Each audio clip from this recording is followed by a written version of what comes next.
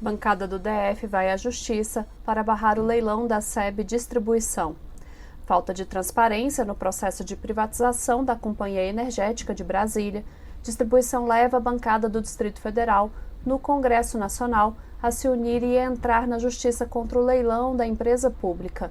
Nesta quinta-feira, 26 de novembro, os 3 senadores do Distrito Federal, Leila Barros, Regufe e Isalci Lucas, e os deputados federais Israel Batista, Érica Cocai e Paula Belmonte, bem como os deputados distritais Fábio Félix e Arlete São Paulo, protocolaram um mandado de segurança contra a privatização da SEB no Tribunal de Justiça do Distrito Federal e Territórios.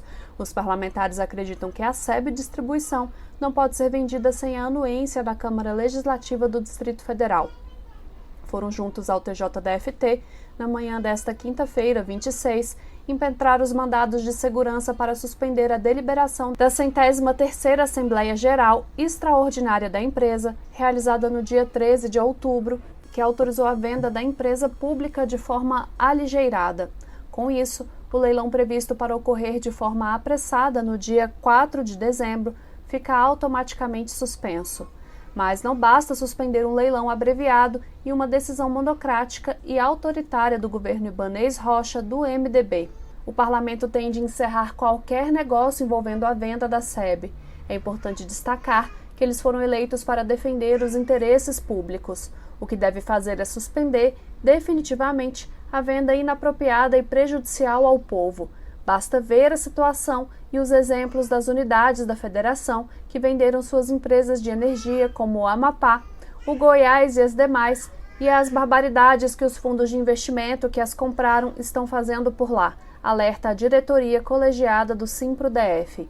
Nessa segunda matéria da série Educação diz não, suspende o leilão, o Simpro-DF mostra como o sistema financeiro está dentro da privatização e da desnacionalização da energia do Brasil, a partir do exemplo do Amapá, e mostra como os bancos tratam como oportunismo, descaso, descompromisso um produto insubstituível e essencial na vida das pessoas e um setor fundamental para o crescimento e o desenvolvimento do país. Por isso, a energia não deveria jamais ser cogitada nas negociatas privatistas e ser transformada em mercadoria para banqueiros e rentistas do fundo de investimento e uma minoria de políticos ficarem ricos, afirma a diretoria colegiada do Simpro-DF.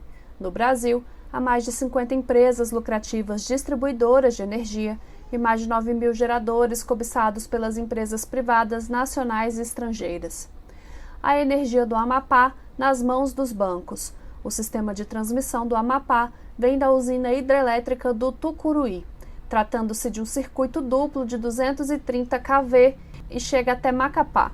No caminho, há uma subestação em Laranjal do Jari e daí segue para Macapá, que tem uma subestação no qual havia 2 transformadores de 150 MVA e os 2 falharam no início de novembro.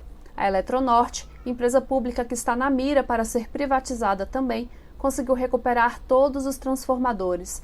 Essa linha pertence à empresa privada LMTE, linha de Macapá Transmissora de Energia, que por sua vez pertence à Gemini Energy SA, que é uma empresa falimentar em recuperação e controlada pelo fundo de investimento especializado em recuperar ativos em dificuldade ou em falência denominado Starboard.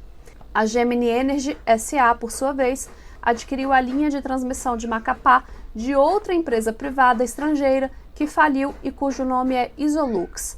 A Isolux, espanhola, foi a empresa estrangeira que concorreu e ganhou a concessão da linha. Depois disso, entrou em falência, porque isso ocorre direto no mercado financeiro e em recuperação judicial. Por causa disso, vendeu todos os seus ativos que tinha pelo mundo, incluindo aí as do Brasil. A estadunidense Gemini Energy SA adquiriu a LMTE. As causas do sinistro, que levou o Amapá a mais de 20 dias de apagão e a um prejuízo financeiro sem tamanho, ainda não foram identificadas. O relatório não foi apresentado com esclarecimento de todos os fatos, mas é possível determinar que houve negligência por parte da empresa. É bem provável ter havido uma perturbação na rede, talvez de descarga atmosférica, que é natural, acontece o tempo todo, mas os equipamentos não suportaram, informa Ícaro Chaves Barreto de Souza, engenheiro eletricista da Eletronorte e diretor da Associação dos Engenheiros e Técnicos do Sistema Eletrobras. Ele explica que, aparentemente, houve uma falha na bucha do transformador, que é o equipamento que liga o transformador à linha. Essa bucha rachou, houve um incêndio nela e depois houve um incêndio em outro transformador.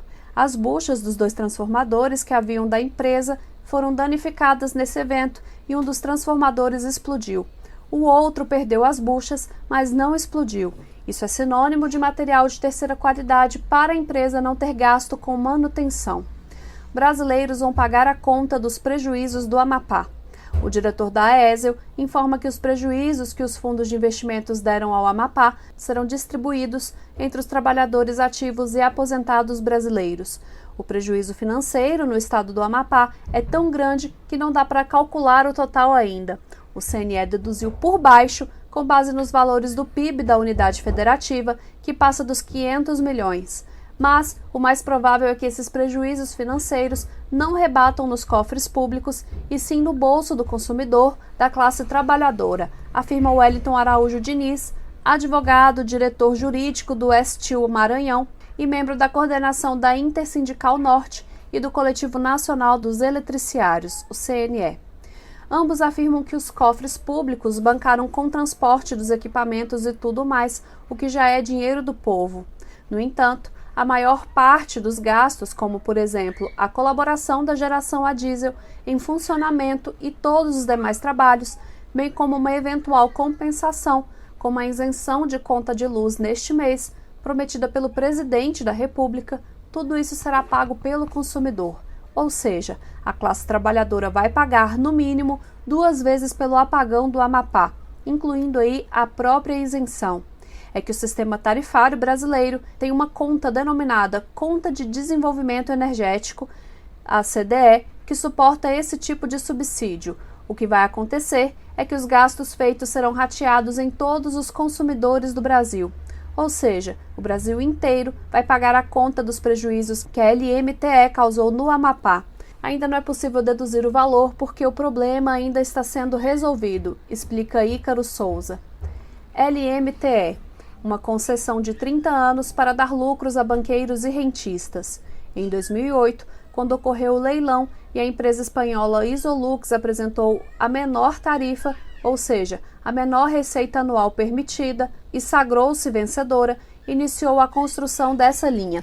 As informações que tivemos são as de que construiu com equipamentos ruins e de baixa qualidade, e também para baixar os preços, economizou na mão de obra, informa Ícaro. Ele afirma que as investigações indicam que no dia do incidente, 3 de novembro, não havia equipe nenhuma para administrar a ocorrência. É assim que funciona hoje no Brasil. É muito comum as empresas atuarem dessa forma, ou seja, por meio de sociedades de propósito específicos, que é uma empresa com CNPJ para operar determinados trechos de uma linha ou uma usina. A Isolux vendeu a LMTE para a estadunidense Gemini Energy SA, que por sua vez é controlada por um fundo de investimento do sistema financeiro, também estadunidense, chamado Starboard. O setor elétrico brasileiro está contaminado por esse tipo de privatização. Bancos controlam cada vez mais o setor elétrico brasileiro. A Gemini Energy SA é apenas um dos milhares de fundos de investimento de centenas de bancos que atuam na área de energia.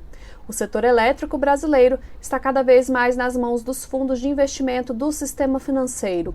Ou seja, o setor elétrico brasileiro, um setor estratégico para garantir a soberania e o desenvolvimento do país, foi construído por pequenas estatais com o dinheiro público pela Eletrobras e suas subsidiárias como Eletronorte, Chesf, Furnas, estaduais importantes como era o caso da CESP, CEMIG, CEPEL e outras estaduais fortes, tem sido entregue à iniciativa privada e desnacionalizado desde a década de 1990.